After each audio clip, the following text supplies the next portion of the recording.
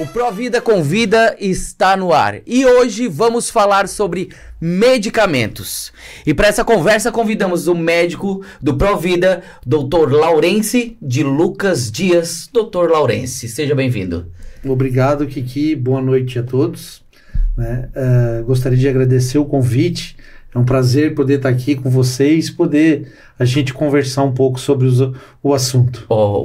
A história é o seguinte, eu sou leigo no assunto, então vou fazer a pergunta que o povo gostaria de fazer. Com certeza essas perguntas vocês já encontraram no consultório, no dia a dia, mas vocês respondem para mim com sinceridade. Com certeza, Kiki. Pode ser? Convidamos também o doutor farmacêutico ex-secretário de saúde de Tubarão, Dyson Trevisol. Boa noite. Boa noite, Kiki. Boa noite ao Laurence, né? Boa noite a todos que nos ouvem aqui. Não vou antecipar, obviamente, o nosso novo colega aqui de mesa também. Mas é um prazer muito grande estar aqui falando sobre saúde. Obrigado por ter vindo e convidamos também para participar o farmacêutico José Ricardo. Me disseram para chamar de Ricardo. Ricardo, seja bem-vindo. Muito boa noite, muito obrigado pelo convite. É uma honra estar presente aqui junto com o Dr. Laurence, que é o Dr. Dyson, né? E vim trazer minha contribuição de atividade de farmácia. De farmácia, do balcão. Isso, se eu puder contribuir com algo, tirando alguma dúvida, eu vou... Com certeza, já preparei umas perguntinhas aqui, ó, a produção preparou. Eu sou o Kiki e esse é o Provida Convida, o podcast do Complexo Médico Provida. Só uma introdução aqui pra gente entrar no assunto de remédio, medicamento. Muitas foram as pestes que mataram milhões de pessoas na história da humanidade e muitos foram os remédios tentados para salvar vidas. Ao longo do século a medicina se transformou, descobriu micróbios, vacinas, o funcionamento celular, o DNA e muitas outras coisas. Uma dessas criações científicas foram substâncias que são capazes de curar doenças ou aliviar sintomas, os chamados medicamentos, que são usados para trazer bem-estar, mas se forem usados de forma incorreta, podem causar sérios problemas à saúde. E vamos começar, já que eu já quero começar uma pergunta para os três, já para descontrair. Se evoluiu tanto, mas hoje em dia ainda se prescreve supositório? Olha, Kiki e demais convidados, sabe que existe sempre um certo tabu. Sim. Né? Na medicina, geralmente mais é utilizado em pacientes pediátricos. Sim. Que têm dificuldade em utilizar medicações por via oral, a criança fica um pouco rebelde ao tomar, ou os pacientes idosos que têm dificuldade em deglutir, o risco de aspirar. Sim. Então, nessas faixas etárias, crianças e idosos, a gente costuma utilizar mais os supositórios. Uhum. Mas eu te diria, e queria escutar o Dyson e o Ricardo a respeito também do que eles têm essa impressão. Mas a minha visão é que já foi utilizado mais. Hoje está se caindo em desuso. Hoje as medicações também estão avançando. Tem sublingual que você utiliza, tem subcutâneo, então são drogas que às vezes você acaba utilizando com não tanta frequência supositório, mas queria escutar eles também. Olha, o supositório, na verdade, de longa data, ele era uma via bastante importante para os medicamentos, principalmente aqueles que não deveriam passar pelo estômago, pela parte gástrica, que tem um pH muito alto, muito ácido, né? Sim. Falando de uma forma um pouco mais para que a população entenda. E aí você tinha alguns medicamentos que a adaptação ela era feita dessa forma. Mas hoje, como o Dr. Laurence falou, nós temos sublinguais, nós temos injetáveis, nós temos outras formas de aplicação que evitam essa questão. E há uma polêmica, obviamente, né? Sim. Assim como se nós falarmos aqui do teste do toque, que também tem toda uma polêmica que as pessoas acabam deixando de fazer o teste pelo fato de se sentirem ameaçados na sua masculinidade, né? Também acontece a mesma situação com o supositório, mas tem casos que há necessidade sim de utilizar essa forma de administração de um medicamento. E deixa eu perguntar aqui para o Ricardo, quais são os medicamentos mais vendidos na farmácia? Se é para emagrecer, analgésico, qual deles tem mais saída? Hoje é a saída dos analgésicos. Analgésicos, relaxantes musculares, essa linha a maioria conhece aí, o Dorflex, Neuralflex, essa linha de produtos é a que mais vende na farmácia hoje em dia, né? Certo. Eu quero até voltar nessa pergunta que tu fez do supositório, né? Que hoje tem uma prescrição ainda grande de supositório de glicerina, que é uma medicação antiga, que é para usar na evacuação, como o Dr. Laurence falou, é muito usada em crianças, né? Sim. E idosos. Mas esse avanço dos medicamentos com proteção gástrica, isso tudo fez cair um pouco o uso do supositório, até pelo tabu que existe do uso do supositório. Certo. Então vende pouco realmente supositório. E os que vendem mais são os analgésicos, hoje os comprimidos anti-inflamatórios, esses são os que mais vendem. Dyson, qual a diferença entre comprimido, draja e cápsula? Bom, a gente tem formas farmacêuticas que têm como função especificamente serem absorvidas no nosso organismo em algum local. Seja ele na boca, iniciando pela boca, seja no estômago ou no intestino. E aí a gente tem formas diferentes de fazer com que esses medicamentos, ou seja, o princípio ativo que está ali, chegue nesses locais. Quando eu tenho um medicamento, um comprimido, por exemplo, significa que ele pode ser absorvido nesse período, ele vai ter uma interação no suco gástrico que não tem muito problema, não interfere. Quando você tem uma draja, ela é como se fosse uma proteção ao redor desse princípio ativo, que às vezes ele tem uma alteração na questão do pH para evitar que aquele medicamento que está ali dentro sofra uma ação ácida ou, dependendo da situação, uma ação um pouco mais básica de algum local do organismo até ele chegar no intestino. Né? E a cápsula, a intenção dela é justamente passar pelo estômago sem sofrer nenhuma modificação e acabar indo para o intestino. E só mais um outro ponto, que às vezes a drágia, né, ela tem uma liberação no estômago como fator protetor, que alguns medicamentos são muito ácidos e acabam trazendo problema para o estômago, então ele libera naquele local uma parte, uma substância um pouco mais básica, né, para tornar o ambiente um pouco mais básico, já que o medicamento vai tornar aquele ambiente ácido novamente, para não causar alguma úlcera, algum outro problema estomacal. Então são formas diferentes de você conduzir o medicamento de fora da nossa boca até o local onde ele deve ser absorvido. Agora uma pergunta que é frequente na internet através de memes. Tô saindo aqui do script, mas me veio a pergunta. Como é que o remédio sabe que é para acabar com a minha dor de cabeça? Que se eu tô tomando um remédio para dor, como é que ele sabe que é para cabeça? Como é que ele sabe que é para o ombro? Como é que ele sabe que é para o joelho? Tem um GPS, tem um Waze dentro do nosso cérebro para indicar para onde o remédio vai? Ô Kiki, tu quer derrubar a gente aqui? Tô achando que isso tá querendo derrubar a gente. Eu vou falar um pouco, depois eu deixar o Dyson, talvez que ele seja autoridade, mas eu te digo assim, existe muito estudo. Hoje as medicações, elas são muito estudadas, é muito teste, é muita evidência científica para que essa medicação faça efeito. E aí tu vai falar de receptores, vários tipos de receptores de dor e outros que são estudados para aquele tipo de medicamento, para aquele tipo de dor. O analgésico geralmente é geral, mas tu tem algumas medicações que elas são específicas, mas é muito estudo, receptor de dor, e o Dyson depois pode falar, para não derrubar ele também, mas assim, tem muita coisa. E uma coisa que eu até queria falar depois, e uma curiosidade, né, eu gosto de muitas coisas antigas, e eu até gostaria de mandar um abraço aí pro Dr. Arari, pediatra famoso aqui de Tubarão, e um dia eu perguntei para ele: doutor Arari, quando o senhor começou a trabalhar, como eram as medicações? Porque não existia remédio que você receitava uma medicação e estava pronta. Não, eles receitavam uma fórmula farmacêutica, levavam ao farmacêutico que aviava essa receita e depois você recebia. Então era muito mais complexo do que é hoje. Hoje é muito fácil para o médico, fácil também para o farmacêutico, e a gente prescrever o remédio, mas antigamente era muito difícil. Uma receita, ela tinha várias junções, tinha que botar tal coisa. E se tu vê a própria indústria farmacêutica, ela está evoluindo, mas anos atrás, no século passado, a maioria das medicações, se o Dyson não estiver aqui, e o Ricardo pode falar também, as medicações eram muito baseadas em plantas, em achismos, né? E depois isso foi evoluindo. Né? A gente depois pode falar sobre o antibiótico, quando ele foi criado. Se sabe que a população, a idade média, aumentou muito depois da criação do antibiótico, da penicilina, que é em 1940. 42.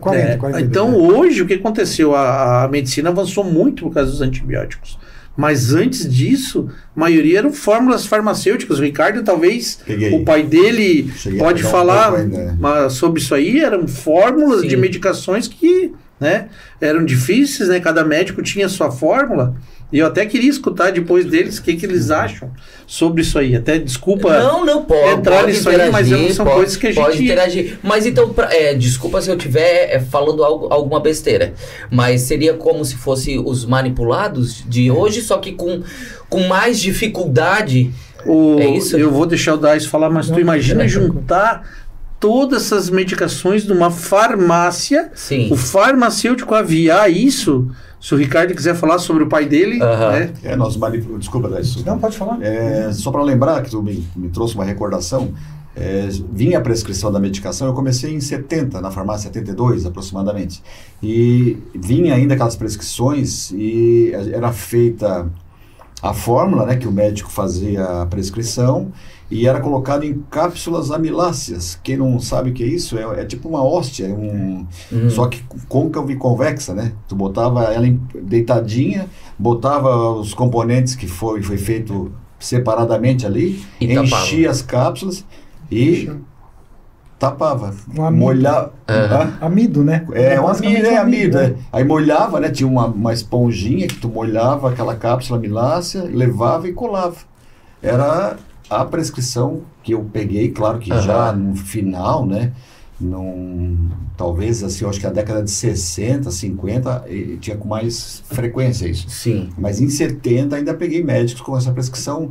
Dr. Arari, Dr. Léo, Dr. Irmoto, Dr. Campelli, faziam essas prescrições. Isso. O Kiki, a pergunta que você fez com relação a essa situação relacionada aos medicamentos, de como que eles acham o local, é uma pergunta que, para a gente aprender e entender, nós levamos alguns anos. Sim. Tá? E quando eu falo alguns anos, é no mínimo 7, 8 anos de estudo para que a gente consiga entender um pouco isso. Mas traduzindo isso de uma forma muito, tentando trazer para o lado didático, é mais ou menos o seguinte: você tem uma substância que vai ser ingerida e ela vai ficar circulante no organismo. Nós temos o sangue chegando em todas as células. Tá? Esses medicamentos, quando ele chegar numa célula que não tem uma chavezinha lá e uma fechadura, você não abre a porta. Ele não vai abrir. Tá?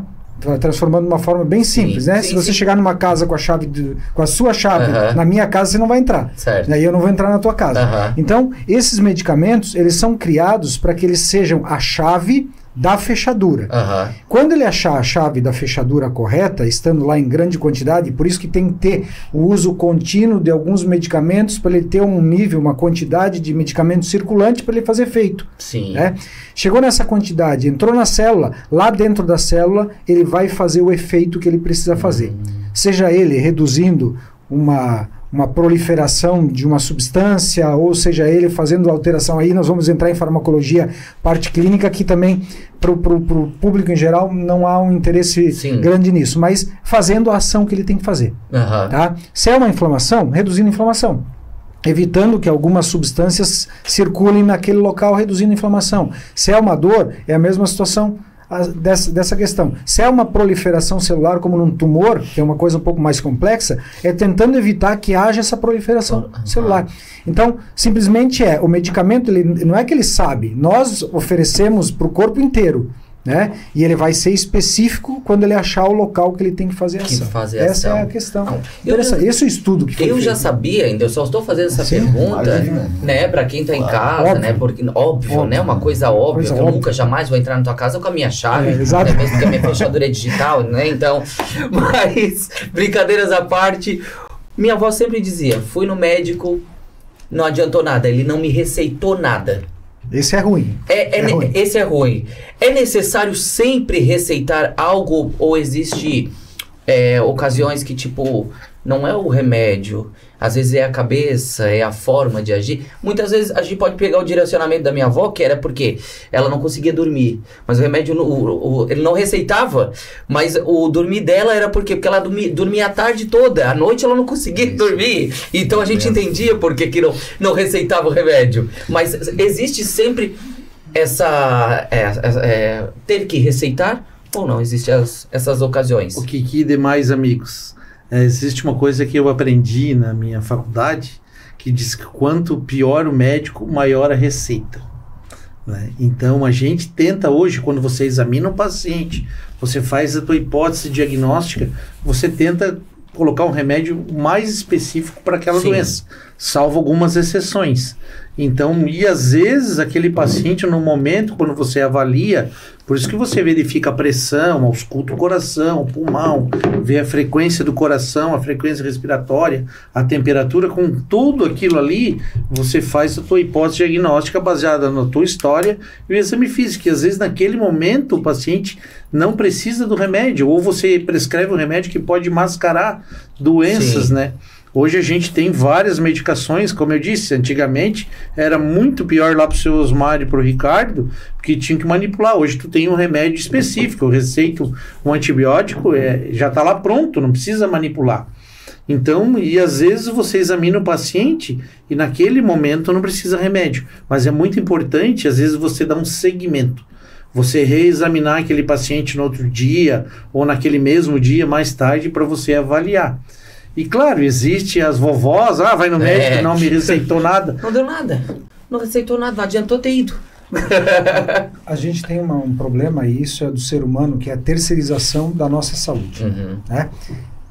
Vou te fazer uma pergunta. Pode. Se você pudesse, funcionasse, pagar para alguém fazer academia para você pagava? Obviamente. Essa é a terceirização que a gente faz. Então a gente quer um remédio fácil. Sim. Nós queremos uma solução fácil que resolva tudo, sem esforço. Sem esforço. Sem esforço. Então, boa parte da população pensa assim, eu vou no médico, ou eu vou numa consulta, ou eu vou numa farmácia, eu tenho que sair com medicamento.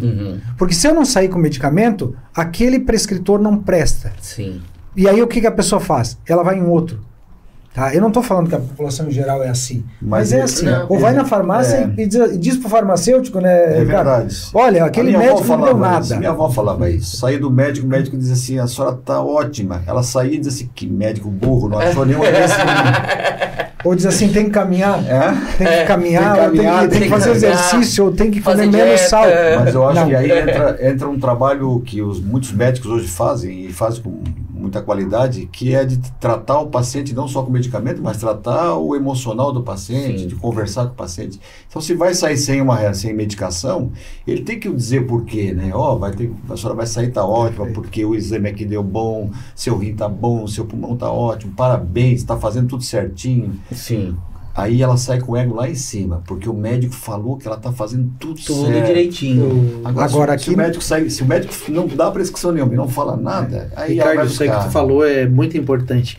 Você orientar, não adianta às vezes, eu sempre digo que tratar qualquer doença é um tripé, não adianta o remédio. Sim. Precisa a mudança do paciente, precisa uma mudança da família, às vezes, precisa modificação do estilo de vida. Então eu sempre digo, não adianta esse comprimido aqui, ele não vai funcionar se você não fizer dieta, se você não reduzir o sal da comida, se você não praticar atividade física, o comprimido é um complemento. E aquilo que o Dais falou, as pessoas elas querem, às vezes que eu dê o remédio e aquilo resolva tudo. Tira com a mão. E aí precisa do trabalho. Nós somos um polo aqui de saúde em Tubarão, e isso é um local fantástico que a gente aprendeu com o tempo. O Ricardo pegou até um pouco antes disso, né? Eu e o Laurence somos importados, né? Sim. Viemos de fora e num período um pouquinho mais recente, quase 30 anos, mas eu tô quase 30 anos aqui, mas a gente pegou essa evolução também da saúde aqui, tendo a universidade, tendo a Provida, tendo o hospital e toda a parte médica, e melhorou muito isso, essa informação. E aí o cidadão começa a entender um pouquinho melhor, porque isso tudo envolve educação em saúde. Né? Você explicar, e se você souber, como o Ricardo falou assim, sabe explicar para o paciente, ele sai contente.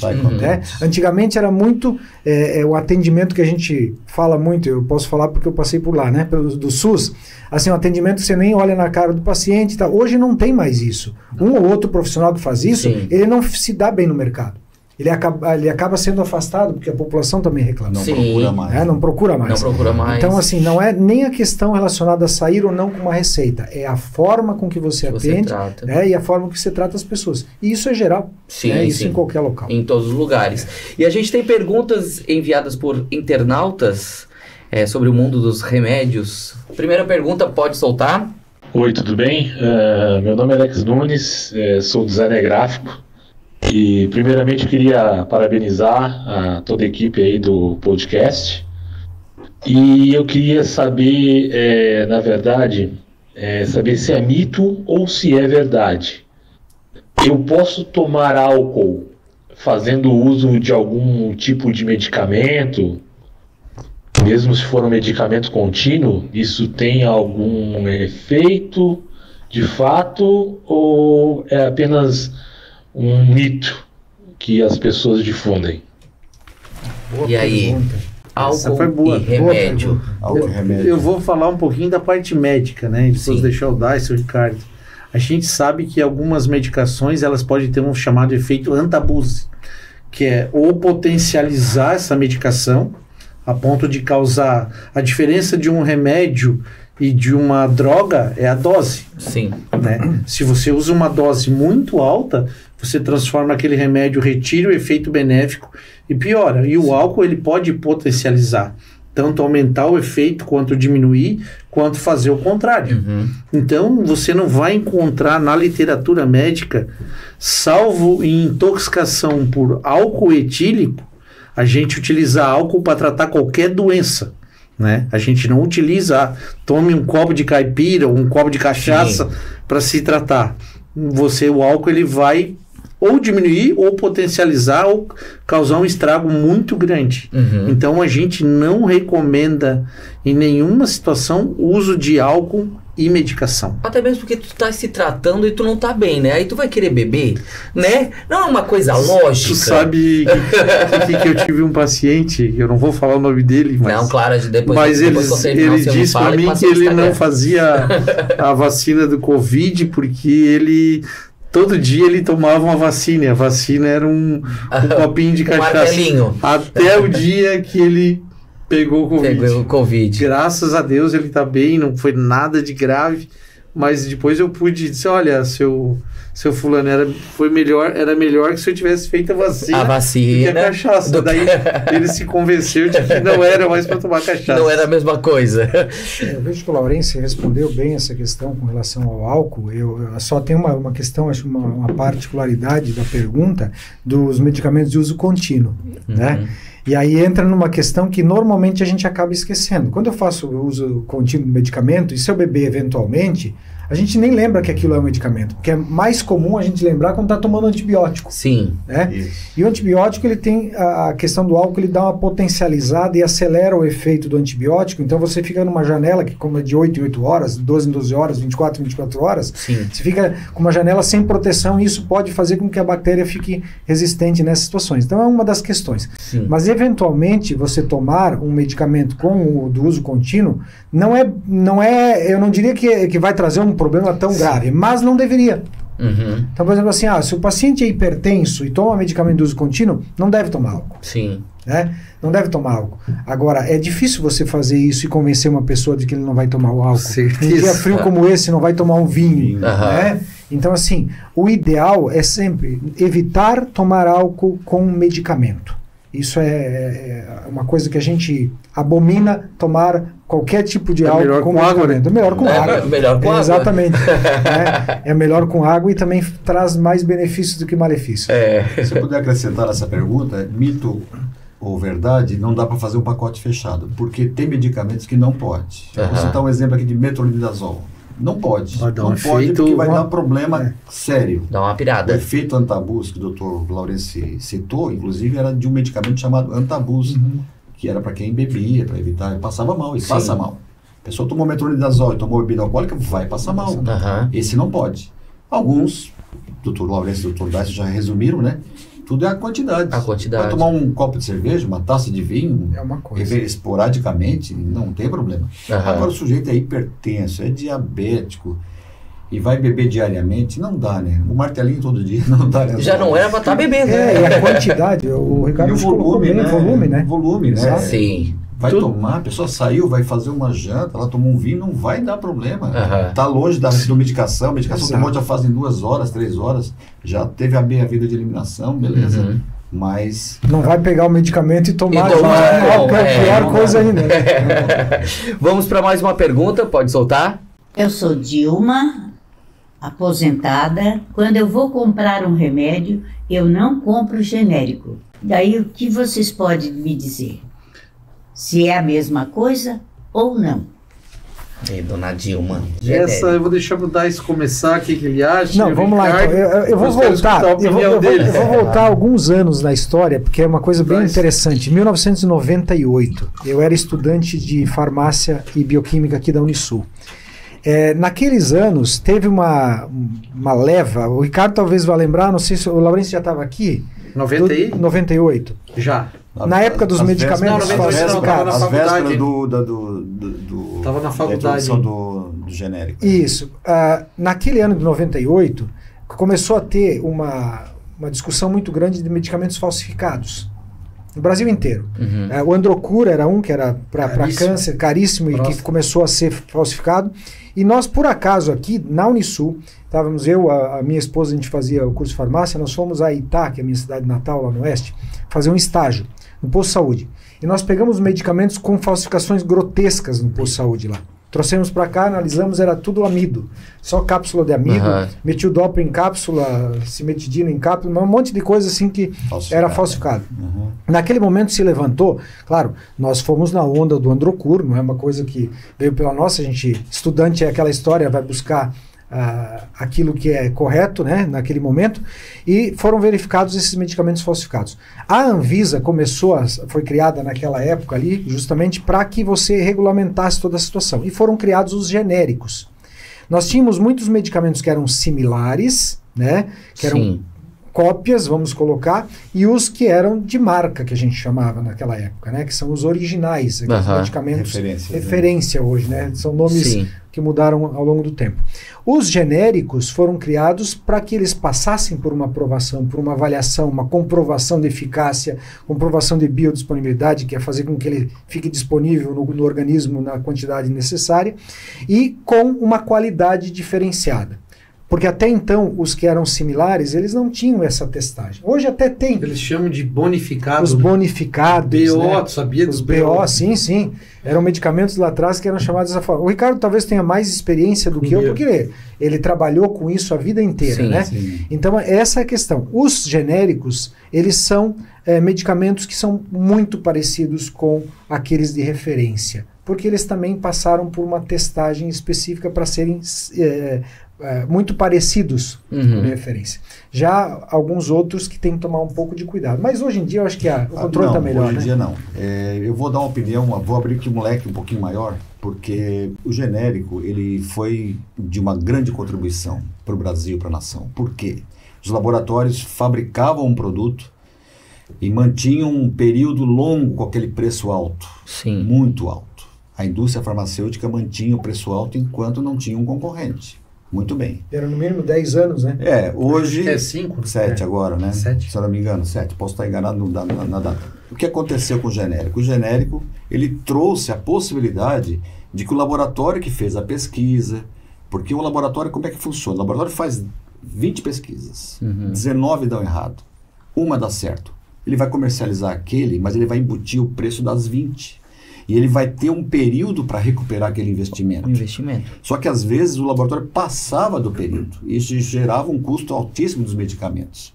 O genérico fez o preço do medicamento cair absurdamente. Faz, né? Faz. Tanto é que hoje os laboratórios que tu busca hoje de ponta, né? Medley, Eurofarma, todos eles fabricam o referência, o similar e fabricam o genérico. Então, há uma contribuição gigante do genérico. E a pessoa que tem dúvida do genérico, se funciona, eu vou lembrar que a pessoa que está internada no hospital está usando medicamento genérico. Mais barato. Então, 99% das pessoas se internam no hospital, se recuperam, saem com bem, genérico. Por que não usam fora? Bem lembrado. Muito bem. E aí, eu vou dar uma contribuição de um comparativo que eu sempre faço na farmácia para a pessoa entender. Novalgina é o referência. Anador é o similar. Dipirona é o genérico. Hoje vende muita dipirona. Vende muito anador. Não vende, e vende pouca novalgina. Mas permanece a novalgina sendo a referência. É um laboratório alemão de qualidade. O anador veio e lançou depois com a mesma marca, virou um similar.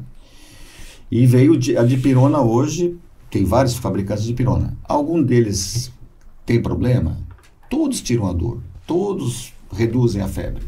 E aí nós vamos ter um leque de laboratórios hoje que trabalham com a referência, eles lançam a referência, lançam o similar e lançam o genérico, porque querem pegar o mercado. Tem pessoa que não quer outra marca, não quer levar outra caixinha para casa, porque está acostumado com a caixa, não quer trocar, vai se confundir. Beleza, vai pagar mais caro, ele sabe que está pagando mais caro. Mas tem no mercado hoje a possibilidade de ele ter a opção de ter um preço de marca mais alto, mas ele quer manter aquilo ali, ele tem um similar um pouco mais baixo e tem um genérico mais baixo ainda. Agora é a decisão do paciente. Agora tem médicos que preferem monitorar, e aí o Dr. Laurêncio pode complementar, porque preferem que a pessoa não se confunda, não troque medicamento, que é um grande problema, que a gente pode discutir isso mais tarde, porque prefere que ele se foque naquele nome, naquela marca. Beleza, aí está tranquilo. Mas não tenha dúvida nenhuma da segurança. Hoje em dia, o Dr. Dyson frisou bem que a partir de 99, quando foi criada a lei do genérico, houve um avanço significativo nas fiscalizações, na exatidão do controle da produção do medicamento. Então, claro que falsificações a gente vai encontrar de tudo quanto é lugar, né? Qualquer coisa. O adendo que eu faria, Ricardo, e demais, é o seguinte: eu acho que muito importante é saber a qualidade do laboratório.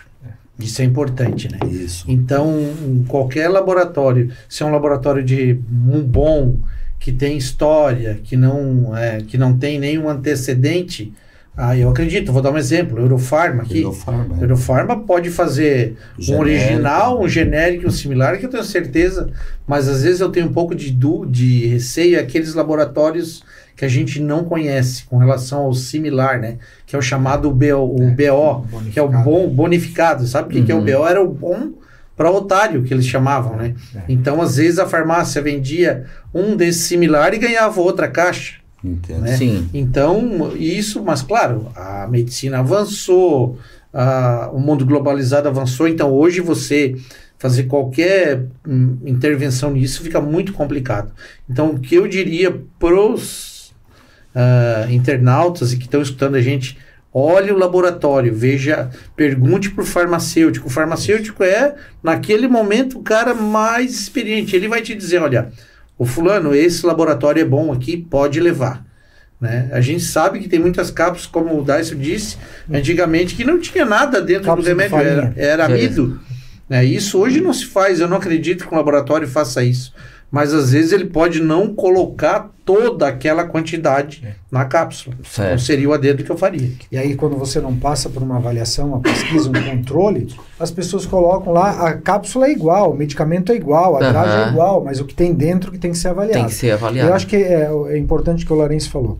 Se a população tem dúvida, né, pergunta ao médico e pergunta ao farmacêutico. Vai na farmácia, né, aquela que você confia, como aqui o caso do Ricardo, vai lá e pergunta. O Ricardo não vai enganar a pessoa por uma questão relacionada, vai deixar de vender um medicamento, né, porque ele é muito mais caro, mais barato. Não, ele vai oferecer aquilo que a pessoa puder adquirir. Eu acho que é isso que é importante. Isso.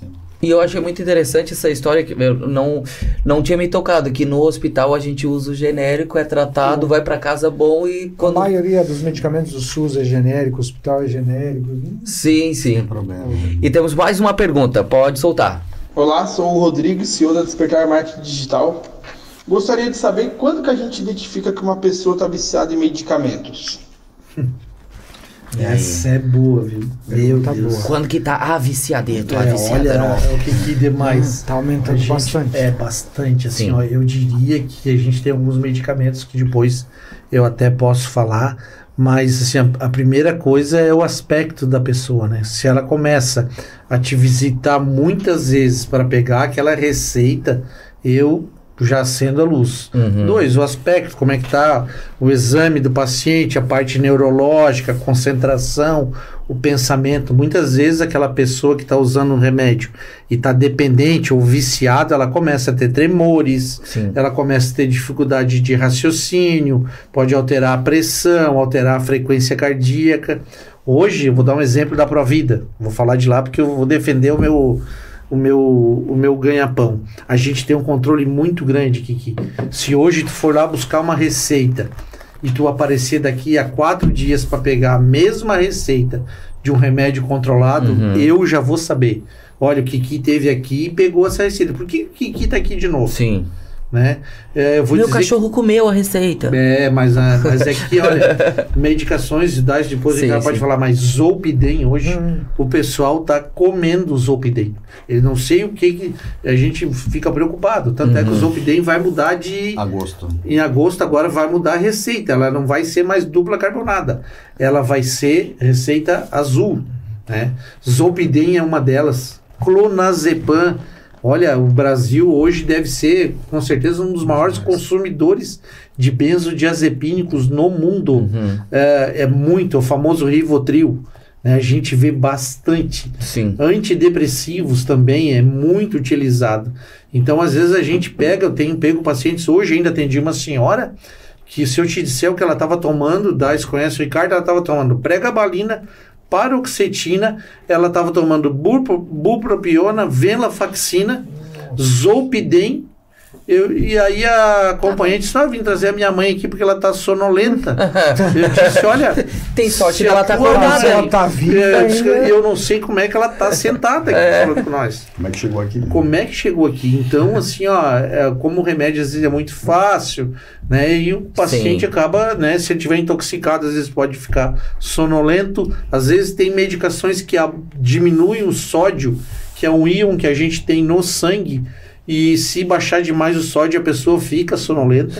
Então a gente tem visto, assim, algumas situações, principalmente pacientes idosos. Né? Então o médico, o farmacêutico, ele tem um dever muito grande em cuidar disso aí. Né? Às vezes o cara vem me pedir a receita, eu pergunto há quanto tempo você está tomando, por que você está tomando, né? Para o paciente que vai lá pegar a receita, às vezes ele está chateado. Pô, mas por que esse cara está me perguntando isso? Mas é o dever do médico, do farmacêutico, do profissional de saúde cuidar disso. E hoje, né, o Zolpidem mesmo é uma epidemia. Tem uma história sobre o Zolpidem, e assim, a gente está fazendo... Fizemos até uma pesquisa agora há pouco tempo com a questão dos efeitos do Zolpidem. O Zolpidem está ficando um medicamento muito perigoso, porque assim, as pessoas... Ele foi feito para ser um uso breve, né, temporário, e está sendo usado de forma contínua. Ele causa basicamente uma hipnose, e ele leva as pessoas a terem algumas reações que elas não sabem. É como se você tivesse hipnotizado. Sabe o sonambulismo noturno? Muitas pessoas têm essa situação. Então teve uma situação de uma profissional de saúde que pegou um voo para a Europa, né?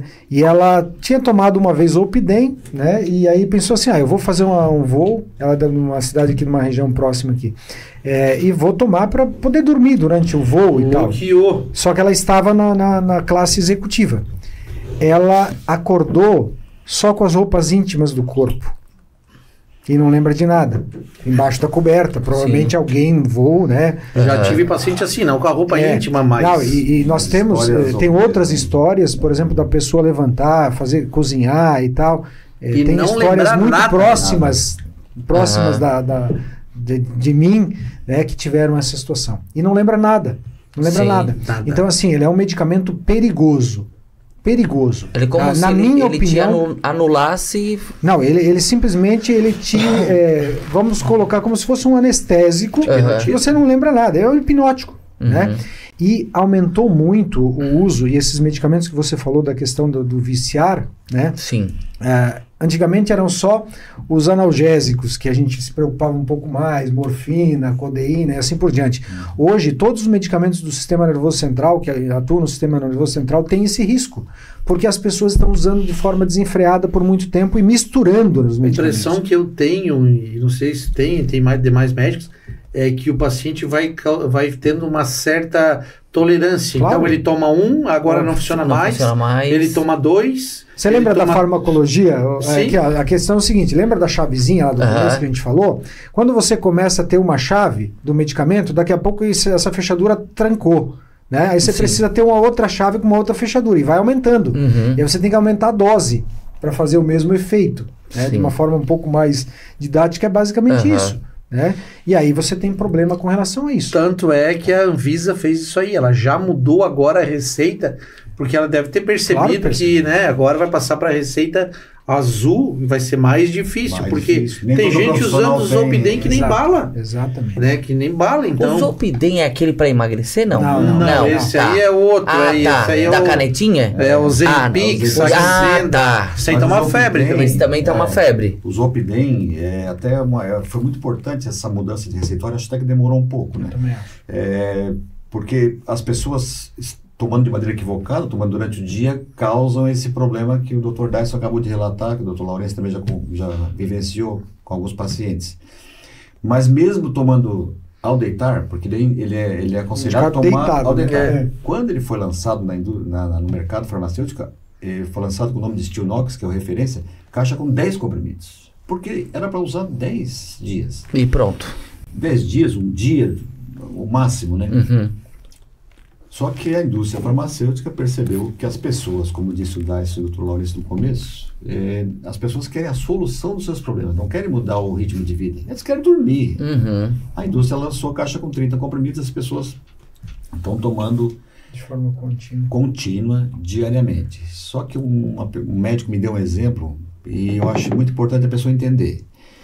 Quando você sai de casa e está tudo ligado, as lâmpadas estão todas ligadas, o mais fácil é ir no disjuntor e desligar. Você não precisa ir no tecladinho toda hora, o computador vai desligar, a TV vai desligar, a lâmpada vai desligar. E o Zolpidem é o disjuntor. A pessoa não quer saber, quer dormir. Muito bem, desligou o disjuntor, no outro dia ligou, meu amigo. A TV pode queimar, não pode? O computador pode queimar. Então é o que está fazendo o nosso cérebro. Todo dia ele está dando um danozinho no cérebro. Passou 1 ano, 2 anos, 10 anos, a pessoa vai ter o cérebro danificado. Sim. Então isso é um fato, isso aí está comprovado. Então além dessa história toda de que do sonambulismo, que a pessoa quando toma durante o dia e vai fazer alguma atividade realmente acontece isso, mas mesmo tomando à noite, ao deitado na cama, ele vai gerar algum dano. Não vai gerar o dano se a pessoa souber usar de maneira... Ricardo, eu até me admiro não acontecer mais problemas verdade. Pela quantidade que as pessoas estão utilizando. Sim. Né? A gente vê a última que me chamou a atenção, foi uma filha de um senhor, eu disse para ela, eu não vou te dar mais, vou chamar o teu pai aqui, e chamei a família, chamei ela, e olha, expliquei o que estava acontecendo, que eu não concordava com aquilo, e que a gente precisava achar uma solução juntos, porque era um uso excessivo e eu estava preocupado. Então isso é importante, é um dever do farmacêutico, do médico, chamar e explicar, porque às vezes era muito mais fácil eu dar a receita. Mas a minha preocupação era o que podia vir depois. Eu vou dizer, Dr. Laurence, que às vezes o médico ele não percebe, porque o paciente começa a rodar vários médicos, receita azul, receita branca, né? E vai na receita. E na farmácia a gente tem essa obrigação, e a gente faz isso, a gente avisa, olha, cuidado. Com certeza. Pega uma receita do Dr. Laurence, daqui a pouco pega uma receita lá de um fora da Provida, e assim vai, né? E vai. Nós precisaríamos ter um pouco mais de controle disso, né? O que a receita azul vai permitir. Exatamente. Permite, porque é uma receita registrada, né? Tem mais e já tem opiniões, gente falando de até receita passar para amarela. E deveria, porque... Deveria.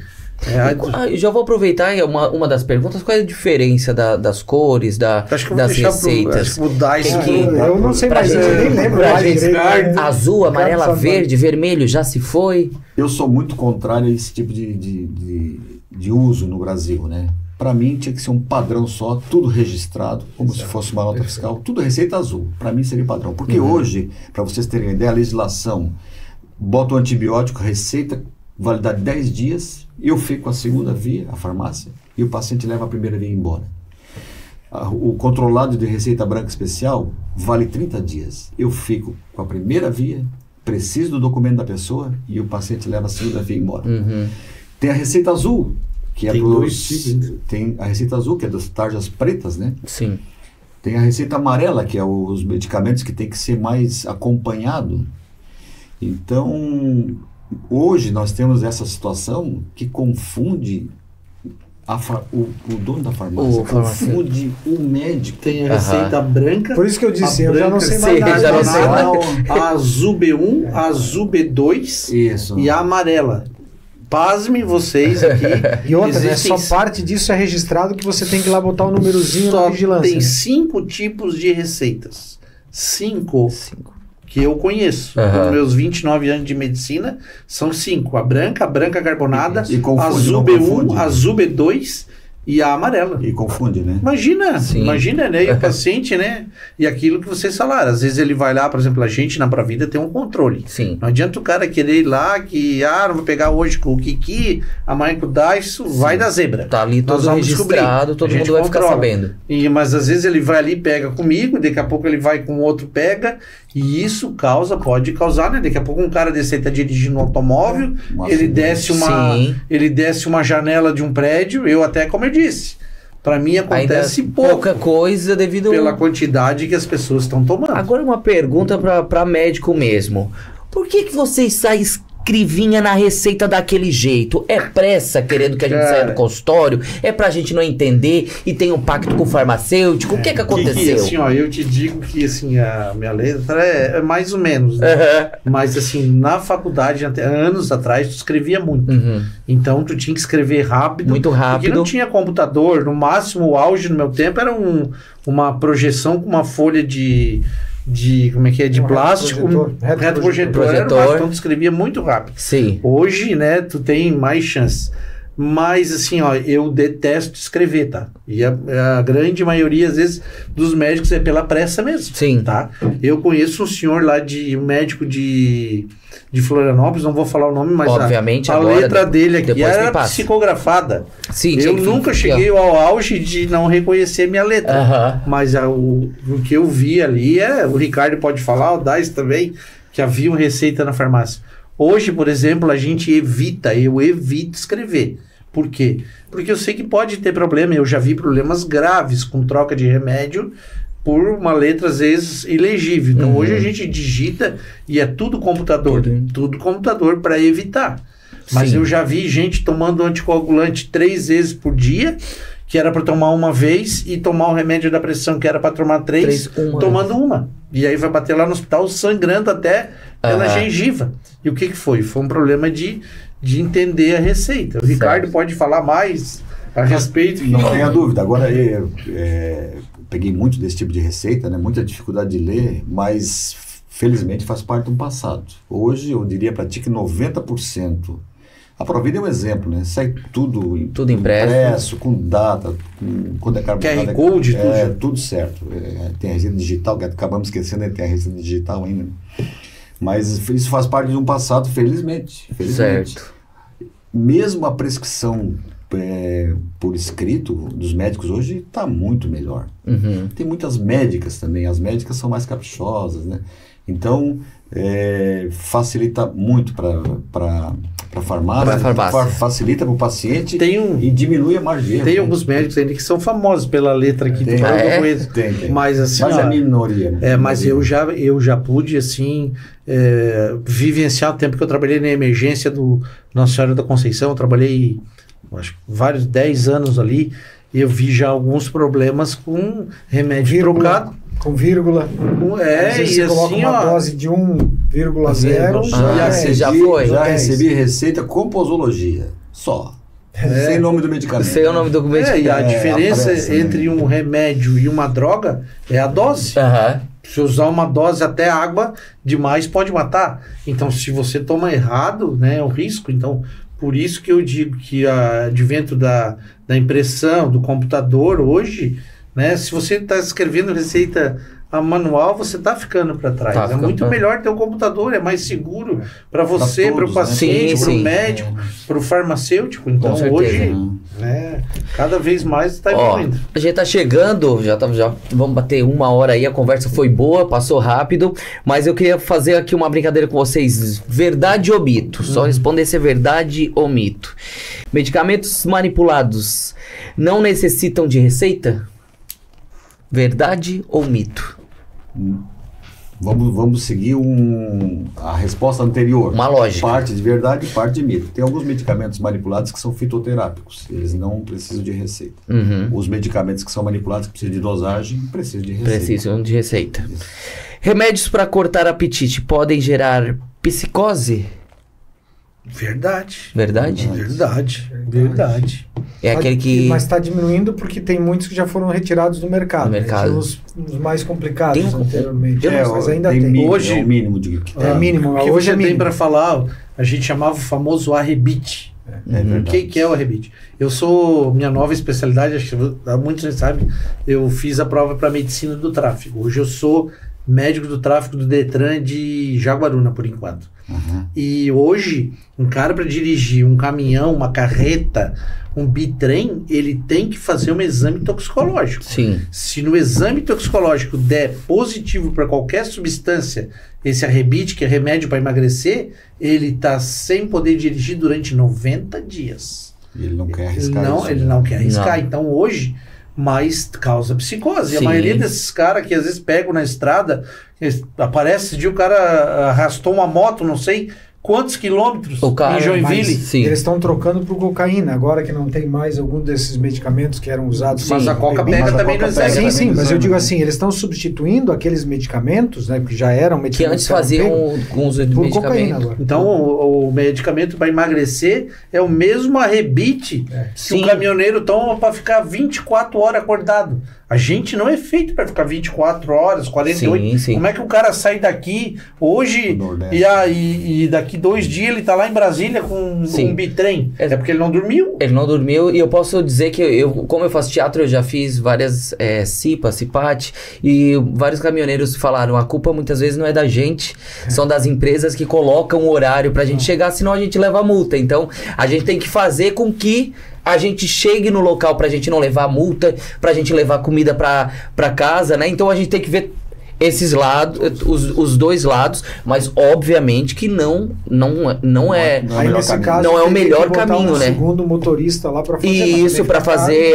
fica caro, né? E a gente sabe. Mas também desse de psicose, para emagrecer, eu tenho uma amiga que ela trabalhava num consultório odontológico e ela tomava um para emagrecer, que durante a tarde ela tinha que ir pro banheiro pular para desgastar. Ela ficava pulando, eu chegava lá, eu ia tomar café, eu passava por lá, ela tava lá pulando, eu disse, e aí, o que é isso? Não tá dando energia, tá dando coisa pra poder fazer academia, pra desgastar, pra queimar, pra acelerar. Eu disse, minha filha, isso daí vai te deixar, ó, não vai deixa, né? E vai tendo aquela coisa, vai prejudicando, igual eu tava falando. O cara arrastou um cara com a moto, acho que 30 quilômetros. Sem perceber, né? Sem perceber, o cara tava doido. Às vezes, movimento estereotipado, o cara agitado, o olho saltado. Sim. Fica doido. Vamos mais. Certos medicamentos são livres de efeitos colaterais. Eita.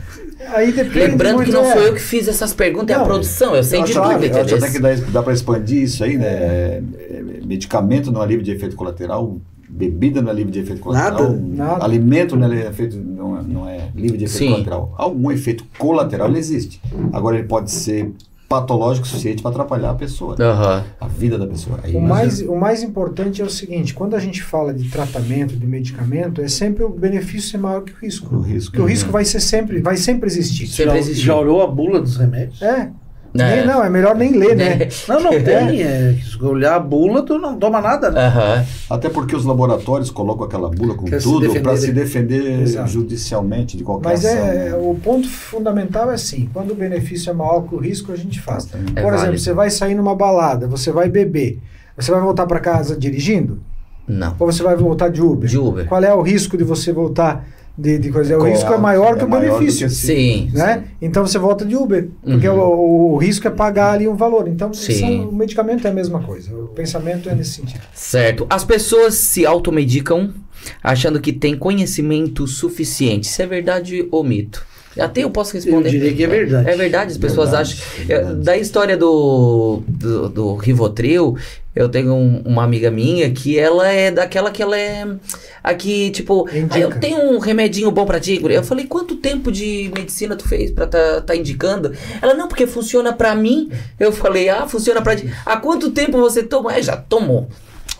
Tanto tempo aí, me faz um bem, durmo, que é uma beleza. Eu falei, então bem não tá fazendo. Porque se tu tá presa nesse vício, não resolveu o problema. Certeza. E ela vai indicando e vai, não, eu vou te dar umzinho aqui, Vai dar umzinho, tu vai ver. No outro dia viciou a pessoa que não precisava. Isso você já respondeu. Já tá especialista nessa área. É causa de vida. E todos os antialérgicos dão sono? Não. Isso é um mito. É um mito, né? Claro que os de classe mais antigos, sim, eles davam um pouco mais sono, né?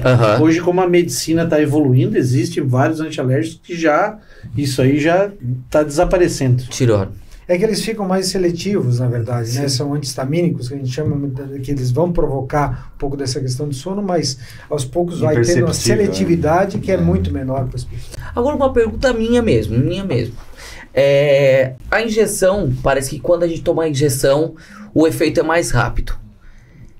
É da minha cabeça? É o local que você absorve, os vasos já vão estar ali, você já está fazendo, né? Se é na veia, sim, como o Dais falou, já está na circulação. Mas então por que todo medicamento não é feito na veia? Você quer levar uma injeção toda hora para tomar um medicamento de uso contínuo? Não. Uso contínuo. E o risco. Né? São maiores, os riscos são maiores. Né? A questão é assim, lembra que eu falei lá no início que o medicamento tem que passar pelo estômago, depois pro intestino, ser absorvido para ir para o sangue. Se você aplica ele no músculo, ele está próximo do vaso sanguíneo, ele já está pronto para ser absorvido. E muitos dos medicamentos que a gente toma via oral tem que passar pelo fígado para uma metabolização, e aí entra numa situação de preparar a droga para fazer a função. No medicamento injetável ele é um pouco mais rápido, mas ninguém quer ficar tomando tem risco de inflamação da veia, tem risco de embolia, contaminação, tem contaminação. Então, né, toda vez que você vai fazer um remédio na veia, você tem que ter uma indicação e por que você está usando. Não é assim, fazer em todo mundo. Porque, né, já é mais rápido, né? Já vamos ali, já Mas aí, por exemplo, um exemplo no hospital. Quando você vai para o hospital, você fica com acesso venoso e o medicamento normalmente facilita. Mas obviamente que está ali com acompanhamento. Sim, mas eu digo assim, para acelerar o processo, para ser mais fácil, você está controlado, você está com soro. Então isso os medicamentos mais potentes, como o Dais falou, geralmente às vezes não tem nem via oral, é só endovenoso. Por isso que você precisa do hospital. E uma coisa que a gente vê muito hoje em dia, devido às redes sociais, são aquelas vaquinhas pedindo ajuda para medicamento, que são assim os valores, eu vi outro dia no jornal o valor 17 milhões. Esse valor desse medicamento é devido à substância, à procura, ao efeito que ele vai trazer? É aquilo que o Ricardo falou. Os caras estudaram um monte de remédio, um deu certo, eles querem tudo ali naquele Mas 17 Mas sabe por quê? Porque é o seguinte, se você tivesse um medicamento desses para dor de cabeça, você pode cobrar R$1 por ele, porque milhões de pessoas vão usar. No caso dessas situações, você vai ter quantas pessoas? Ele vai muito específico. Quantidade menor de pessoas tomando para você recuperar o lucro. E provavelmente poucas indústrias vão fazer um genérico lá na frente, porque também não tem mercado. Não vai fazer. Sim. São doenças muito específicas. Muito específicas, muito raras. Mas... E ao mesmo tempo elas não são curativas. Esses medicamentos, na maioria das vezes, são paliativos. Ou que reduzem efeito. Então. Paliativos. Bom, eu quero agradecer a presença de vocês, deixar aí aberto para as considerações finais. Muito importante, achei muito legal. E a gente tem até algo para falar, né? Aqui hoje. Com certeza. Desculpa. Não, Lourenço, a única coisa que eu falei no começo, gostaria de se permitisse dedicar esse programa à memória do Dr. Marcos Ghisoni, que né, um médico aí renomado, vai fazer muita falta, como a gente falou aqui, né? Uma pessoa, um caráter, uma pessoa idônea, né? Como ele mesmo sempre dizia que o médico tinha que ter 3C. Eu aprendi com ele, que era competência, compaixão, que ele falava que você teria que ter, e tinha mais um C. Caráter. Era caráter, competência, compaixão e acho que era caráter, era isso aí. Então, acho que o Dr. Marcos deixou um exemplo para todos nós, né, a ser seguido. E gostaria de, se possível, com certeza, deixar esse programa em homenagem a ele, aos familiares, dizer que a gente sente muito, né, a perda dele, ele vai fazer muita falta. Sim, com certeza. Com certeza. Nós estamos muito consternados, né, com o que aconteceu com o Dr. Marcos. Até hoje uma pessoa comentou, provavelmente alguém das nossas famílias já passou pelo Dr. Marcos em algum momento. Sim, eu cheguei aqui falando que a minha avó consultava com ele. Minha irmã foi atendida. Então, assim, nós temos pessoas que passaram por ele. E um ser humano que trabalha até os 78 anos, que foi o caso dele, com uma qualidade, uma capacidade, quando a gente às vezes diz assim, as pessoas não são insubstituíveis, em algumas situações, infelizmente, eu acho que sempre tem uma exceção. O último C isso era consciência. Era compaixão, consciência e competência. E o Dr. Marcos, ele era um modelo para todo o Brasil, não só para Tubarão. E ele optou por ficar em Tubarão e atender. Ele atendia SUS até hoje. E na qualidade dele, ele poderia muito bem cobrar numa consulta dele R$5.000, que ia ter gente para ser atendido por ele. E ele atendia SUS. Então acho que isso que fica. Um ser humano fantástico, com uma capacidade muito acima da média, e que deixou um legado. Infelizmente, hoje, nós perdemos, na minha opinião, o melhor neurocirurgião que eu conheci até hoje. Com certeza. Lamentamos. E Tubarão, de maneira específica, e região, né, deve muito a Dr. Marcos, porque na década de 80 eu trabalhava na indústria farmacêutica e presenciei as ofertas que ele recebeu para sair de Tubarão, para ir para o exterior. Ele nunca saiu de Tubarão porque gostava, amava essa terra, amava o Ercílio Luz, o time dele, via ele no campo sempre ali. Então, Tubarão e região deve muito ao Dr. Marcos e felizmente ele fez um trabalho digno e de muita qualidade, muita competência. Com certeza vai se encontrar com... Não vendo nada, porque a maioria das pessoas não sabe. Às sextas-feiras, agora nos últimos tempos não, mas até pouco tempo, toda sexta-feira à tarde, ele ia pro anatômico da Unisul para estudar. Para estudar lá nos ratos, fazer cirurgia em rato e fazer lá nos cadáveres do anatômico, fazer manipulação para que ele pudesse entender, né, como que ele poderia melhorar a técnica dele. Você imagina, uma pessoa renomada, com mais de 70 anos, no caso, na época, continuava estudando. Com as cirurgias de plexo braquial hoje, muitas evoluíram graças a ele, né? Ele, aquelas que tinham avulsão, trauma de ombro, de braço, que eu sei, né? Então, é uma perda que não tem, né? Nunca mais difícil, né? Como diz ninguém é substituível, mas ele... Nós vamos sentir muita falta dele. Para os alunos, para a própria faculdade, para Tubarão, né? Para a medicina, de Tubarão, medicina do Brasil e do mundo. Do Brasil e do mundo. E que Deus o tenha e que a família seja confortável nesse momento, que eu acho que é o mais importante, né? Isso. Deixa um grande abraço para toda a família. E eu quero agradecer a presença de vocês e até uma próxima oportunidade. Foi muito produtivo, de forma leve, de forma que a gente possa estar entendendo que é um assunto, medicamento todo mundo consome, né? E a gente tem que entender dessa maneira do dia a dia, né? Da nossa linguagem. Muito obrigado. Considerações finais, pode ficar à vontade. Bom, muito obrigado, eu agradeço demais o convite, né? Queria deixar aqui um recado para as pessoas que hoje fazem o tratamento, tem a prescrição médica e levam os medicamentos para casa, que se organizem, que façam uma tomada correta. Existe um índice altíssimo de pessoas que não melhoram porque não tomam de maneira adequada a medicação. Então, a gente sempre orienta para que tenha a medicação guardada em local adequado, nada de guardar em cozinha, em banheiro, dentro do carro, né? Então, guarde o medicamento organizado para tomar durante a semana, porque é assim que as pessoas vão melhorar. Com prescrição adequada e tomada adequada das medicações. O remédio vai fazer o efeito se você fizer o seu efeito, né? Exatamente, se você tomar de maneira adequada.